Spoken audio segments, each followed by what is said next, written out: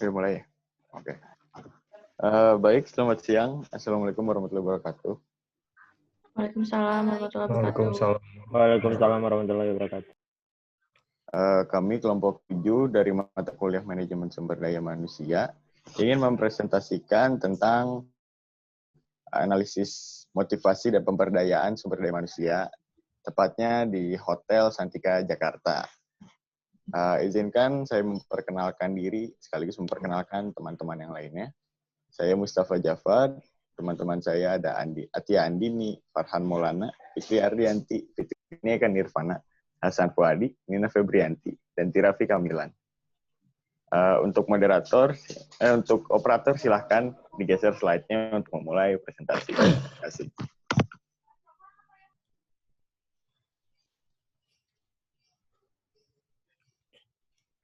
Nah, di sini saya akan menjelaskan pengertian motivasi. Motivasi itu berasal dari kata lain. Kata Latin, movere, yang berarti dorongan, daya penggerak, atau kekuatan yang menyebabkan suatu tindakan atau perbuatan. Kata movere dalam bahasa Inggris sering disepadankan dengan motivation, yang berarti pemberian motif, penimbulan motif, atau hal yang menimbulkan dorongan atau keadaan yang menimbulkan dorongan.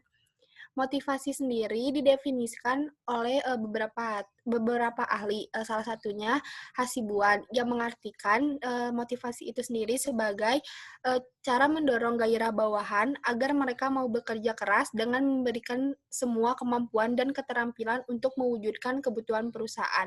Adapun pengertian motivasi menurut Stephen P. Robbins dan Mary Conter, yaitu motivasi kerja sebagai kesediaan untuk melaksanakan upaya tinggi untuk mencapai tujuan-tujuan keorganisasian yang dikondisikan oleh kemampuan upaya untuk memenuhi kebutuhan individual tertentu.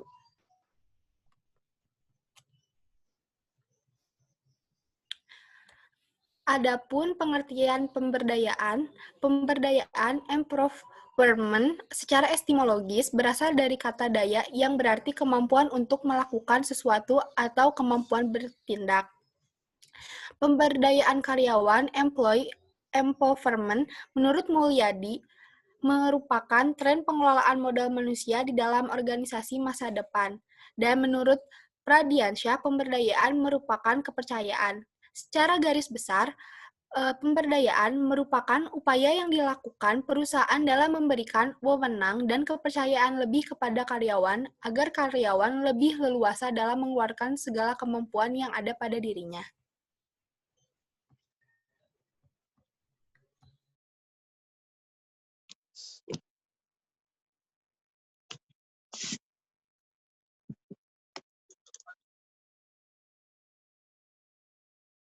Pandangan tentang motivasi.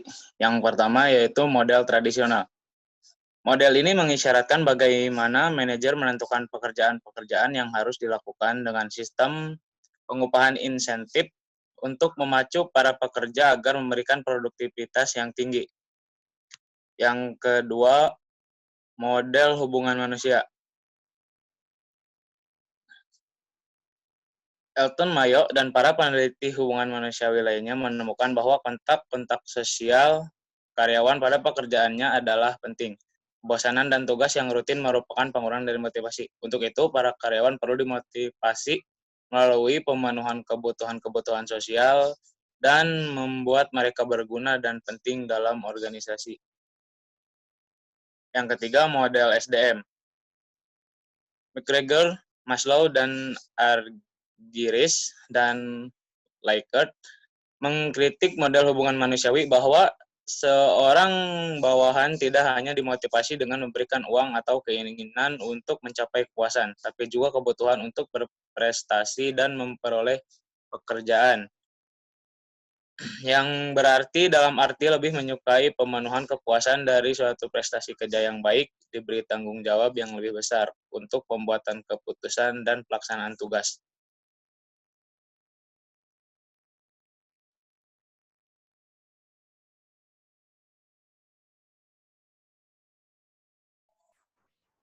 Baik, selanjutnya ada model dan perspektif pemberdayaan. Yang pertama ada model pemberdayaan. Berikut model pemberdayaan yang dapat digunakan sebuah organisasi untuk menjamin keberhasilan keberhasilan menurutkan pada tahun 2007. Terdapat 6 tahapan.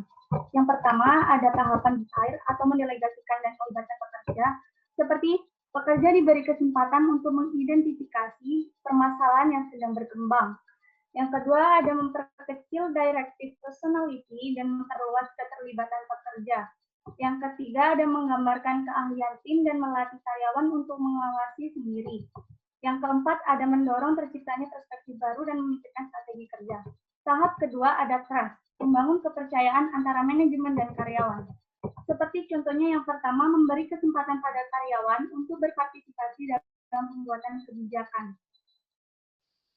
Yang kedua, menyediakan waktu dan sumber daya yang mencukupi bagi karyawan dalam menyelesaikan kerja. Yang ketiga, menghargai perbedaan pandangan dan menghargai kesuksesan yang diraih karyawan.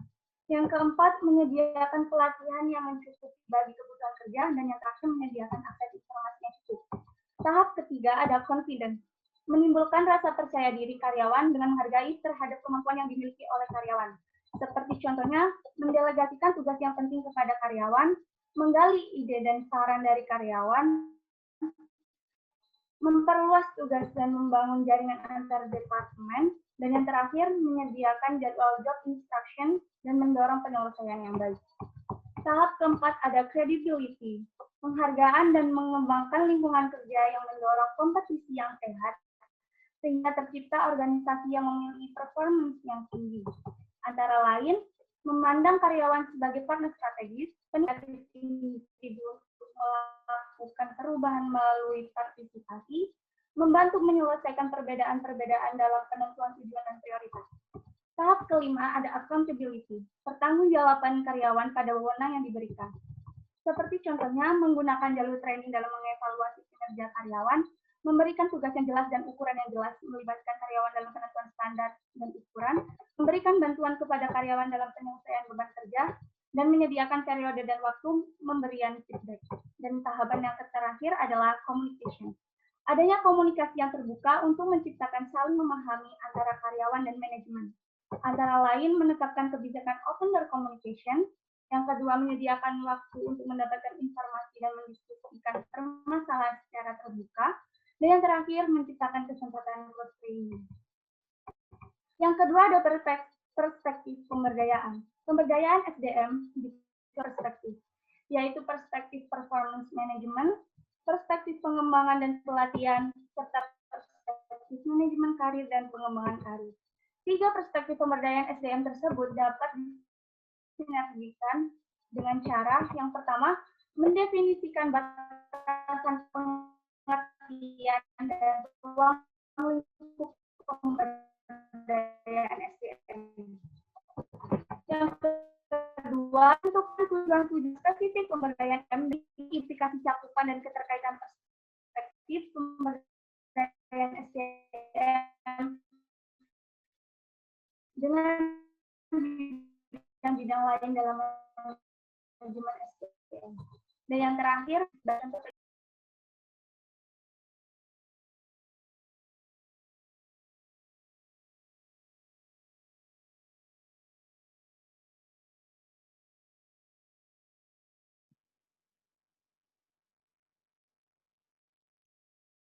Yang ketiga, strategi pemberdayaan. Menurut Cook dan Macaulay, strategi dalam pemberdayaan SDM didasarkan atas 8 buah langkah menuju keberhasilan, yaitu 1. Hubungan dengan visi, 2. Diarahkan menggunakan contoh-contoh, 3. Berkomunikasi secara aktif, 4. Meninjau struktur organisasi, 5. Menguatkan kerja tim, 6. Mendorong pengembangan pribadi, 7. Menjadikan jasa layanan kepada pelanggan sebagai fokus, 8.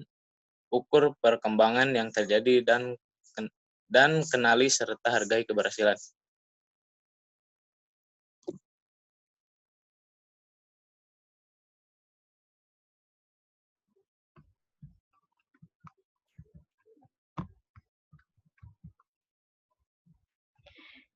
Ya, jadi kelompok kita ini mewawancarai HRD dari Hotel Santika Jakarta. Hotel Santika Jakarta ini dibawahi di PT Graha Wita Santika Visi perusahaan menjadi jaringan hotel pilihan utama yang terbesar di Indonesia. Misi perusahaan menciptakan nilai lebih tinggi bagi stakeholder dengan menyajikan produk bermutu disertai dengan pelayanan profesional yang ramah dalam mewujudkan sentuhan Indonesia sebagai citra Santika. Produk atau jasa yang ditawarkan ada room breakfast sama MICE. Ya, strategi yang sudah dilakukan oleh perusahaan dalam pemberian motivasi dan pemberdayaan SDM. Perusahaan mengembangkan strategi pencernaan SDM untuk tujuan meningkatkan kualitas SDM, kemampuan kerjanya, dan memiliki loyalitas yang baik terhadap perusahaan. Strategi pengembangan SDM yang dilakukan oleh perusahaan itu ada yang pertama, memberikan kesempatan bagi setiap karyawan untuk menyalurkan ide dan gagasan pribadi mereka. Yang kedua, memberikan penghargaan atau reward kepada karyawan yang bertujuan untuk membuat karyawan lainnya agar termotivasi untuk dapat menjadi lebih baik. Yang ketiga, mengadakan program pelatihan bagi karyawan. Contohnya, skill training, retraining atau pelatihan ulang, cross-functional training, team training, dan creativity training.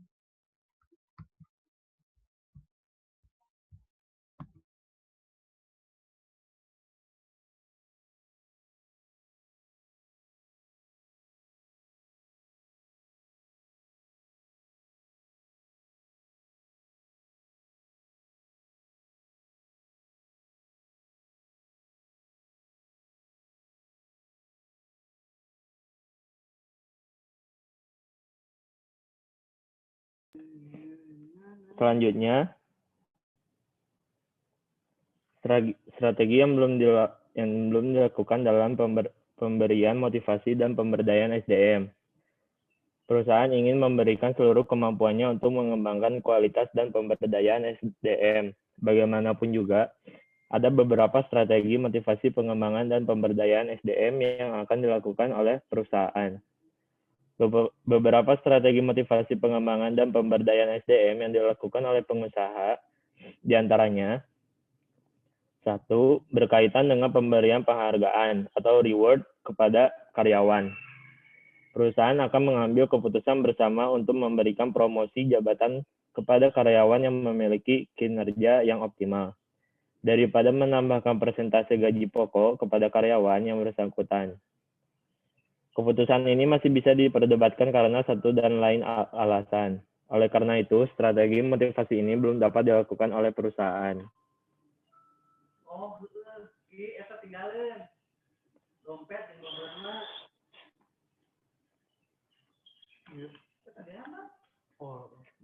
Dua, berkaitan juga dengan pemberian penghargaan kepada karyawan.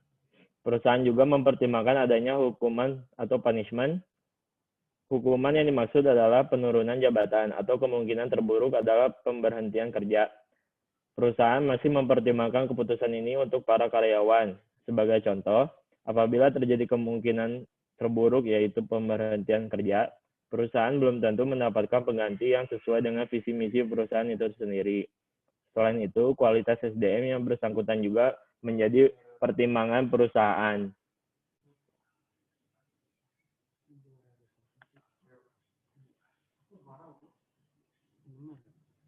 Baik, selanjutnya ada strategi yang dilakukan oleh perusahaan untuk mengatasi masalah dalam pemberian motivasi dan pemberdayaan SDM. Memotivasi pada satu perusahaan merupakan salah satu faktor utama untuk bekerja dan mencapai kinerja yang tinggi bagi para karyawannya. Kegiatan memotivasi ini berkaitan dengan sejumlah komitmen seseorang atau seorang pekerja terhadap pekerjaannya dalam rangka mencapai tujuan perusahaan. Karyawan yang motivasinya terhadap suatu pekerjaan rendah atau turun, nah, komitmennya akan turun juga terhadap pelaksanaan penyelesaian pekerjaannya.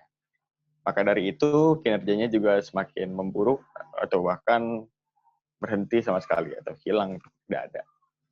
Nah, karyawan tersebut termasuk orang yang kurang semangat atau motivasinya rendah.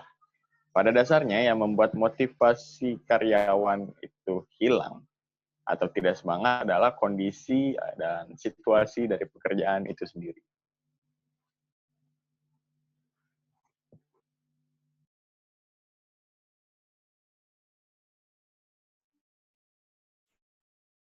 Tanda-tanda karyawan yang termotivasi dengan baik. Untuk mengetahui apakah seorang karyawan memiliki motivasi yang tinggi dalam melakukan tugas akan dapat diketahui dengan mengamati karyawan dengan tanda-tanda motivasi baik adalah yang pertama, bersikap positif terhadap pekerjanya.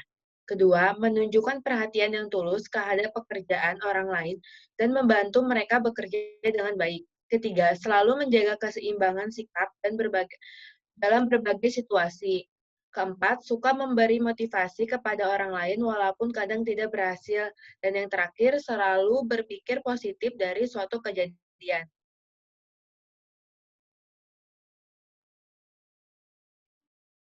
Nah, adapun tanda-tanda karyawan yang termotivasi dengan buruk.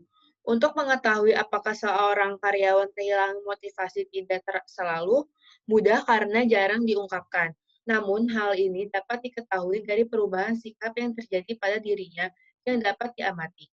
Tanda-tanda sikap karyawan yang tidak memiliki motivasi kerja, seperti tidak bersedia bekerja sama, tidak mau menjadi sukarelawan, selalu datang terlambat, pulang awal, dan mangkir tanpa alasan, memperpanjang waktu istirahat, dan bermain game dalam waktu kerja, tidak menepati tenggat waktu tugas, tidak mengikuti standar yang ditetapkan, selalu mengeluh tentang hal sepele, saling menyalahkan, dan tidak mematuhi peraturan.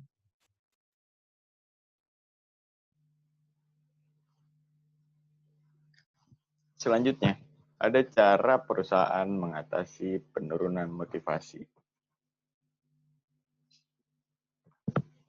Ada satu hal yang perlu diperhatikan agar karyawan dan perusahaan tidak mengalami kerugian akibat penurunan motivasi. Maka, kita perlu mengatasi masalah tersebut dan mencegah dengan berupaya mengantisipasi kondisi penurunan motivasi yang terjadi. Untuk mencegah atau mengantisipasi kondisi penurunan motivasi ini, ada dua pendekatan untuk mengatasi atau mengurangi kekurangan semangat dan motivasi dalam melaksanakan pekerjaannya. Yaitu ada dua, yaitu pendekatan kuratif dan pendekatan antisipatif. Pendekatan kuratif di sini adalah melihat apakah masalah yang menimbulkan pengaruh pada motivasi ini penting atau tidak dalam pekerjaannya. Apabila masalahnya tidak terlalu penting, maka kita tidak perlu merasa putus asa. Tetapi, bila ternyata masalah itu penting dalam pekerjaannya, maka bicaralah secara terbuka dan langsung berhadapan dengan pihak yang berwenang untuk mendapatkan kesamaan persepsi atau pandangan, sehingga jalan keluarnya dapat ditemukan bersama. Misalnya, kita menghadap kepada atasan kita atau konselor kita. Bila pihak yang berwenang tidak dapat ditemui secara langsung, bisa hubungi lewat media lain seperti telepon atau surat elektronik. Yang kedua, ada pendekatan antisipatif. Karyawan sebaiknya bekerja dengan sebaik-baiknya dan sesuai dengan ketentuan yang telah ditetapkan. Selanjutnya, berusaha menenangkan hati sewaktu bekerja dan jangan terganggu bila perasaan gelisah. Bila ada perasaan gelisah karena hal-hal yang tidak berkaitan dengan pekerjaan, maka sebaiknya menenangkan diri dulu di luar ruang kerja dengan cara yang diyakini berhasil. Karena masing-masing pekerja memiliki caranya yang berbeda. Misalnya ada yang dengan cara berdoa, beribadah, atau melakukan olahraga ringan, atau bahkan relaksasi seperti yoga. Nah, karyawan ini disarankan untuk selalu bersikap dan berpikir positif terhadap pekerjaan yang dilakukannya, agar tidak ada penurunan motivasi di dalam dirinya.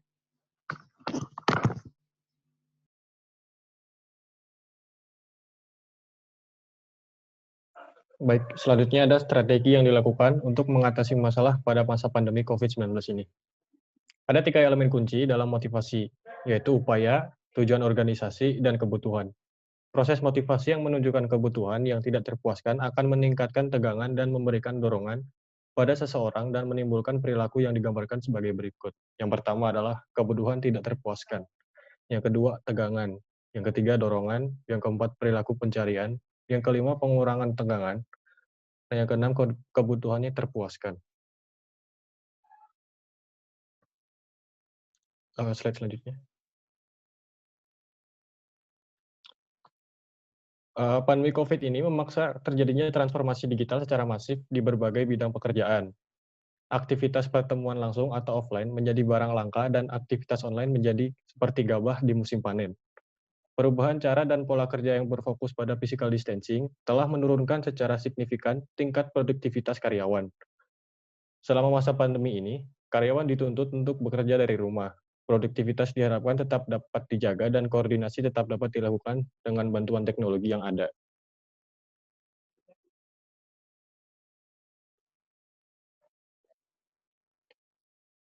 Bagaimana cara perusahaan mengatasi masalah tersebut? Perusahaan harus menata ulang sumber daya yang mereka miliki dengan membangun suatu iklim kerja baru yang menyesuaikan dengan kondisi new normal sekarang ini, di mana setiap orang harus menyesuaikan diri dengan kondisi baru. Perusahaan lebih menekankan meningkatkan kewaspadaan lebih tinggi dan kedisiplinan yang semakin kuat.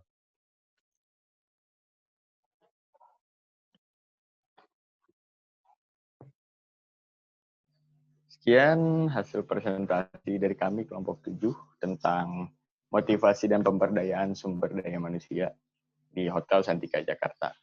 Kurang lebihnya mohon maaf, saya perwakilan dari kelompok 7 mengucapkan terima kasih yang sebesar-besarnya. Selamat siang. Assalamualaikum warahmatullahi wabarakatuh. Waalaikumsalam warahmatullahi wabarakatuh. Sarangi. Hai. Masih di record, Bodo.